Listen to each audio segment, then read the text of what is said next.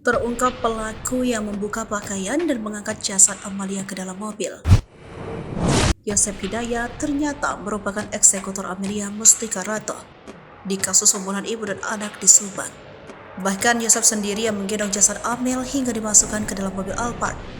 Jasad Amel dan ibunya Tuti Suhartini pertama kali ditemukan dalam bagasi Alphard di parkiran rumahnya Desa Jalan Caga, Kecamatan Jalan Caga, Kabupaten Bogor. Saat itu kondisi jasad Tuti dan Amel ditemukan dalam keadaan tanpa busana. Lantas siapa yang membuka pakaian Amel dan Tuti? Berdasarkan pengakuan Muhammad Ramdhanu ke polisi, pada malam itu ia melihat sendiri Yosep mengeksekusi Amalia Mustika Rato. Awalnya sempat muncul dugaan bahwa eksekutor pembunuh Amel adalah Abih dan putra Mimin. Namun ternyata menurut Danu, Yosep sendiri menghabisi nyawa anak perempuannya itu. Dalam melancarkan aksinya, Danu mengaku melihat Abi dan Arigi membantu Yosep. Hal itu disampaikan oleh kuasa hukum Ramdhanu, Ahid Syahroni. Menurutnya, saat Danu menunggu di luar rumah, ia mendengar suara teriakan Amel. Suara teriakan kencang, kata Ahid dikutip dari YouTube Heri Susanto, Sabtu 21 Oktober 2021. Mendengar teriakan Amel, Danu pun spontan langsung masuk ke dalam. Danu pun mengaku melihat Amel sedang dieksekusi oleh para tersangka. Ahid menuturkan kliennya itu awalnya tak tahu bahwa Tuti sedang dieksekusi lebih dulu.